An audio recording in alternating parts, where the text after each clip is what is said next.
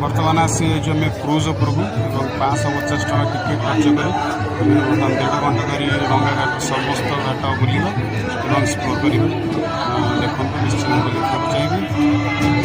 सीता मैया का मंदिर है, प्रणाम करिए, नमस्ते कीजिए। गोटी गोटी करी 88 घाटर संपूर्ण इनफर्मेशन सहित गाइड कहा जाता है जो यहाँ दर्शन कर लेते हैं दर्शन और मझे मझे भजन बोली गोटे गोटे आध्यात्मिकता भावना बहुत सुंदर गोटे गोटे 1.5 घंटार सफर थी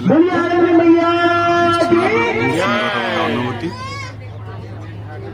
देखु बर्तमान ये सब घाट कुर्सी आ रही है, कुर्सी आ रही है, आगे नहीं बैठने का, इसलिए आगे खड़े रहेंगे तो लोग क्या देखेंगे, फिर लोग को दिखाऊंगा क्या।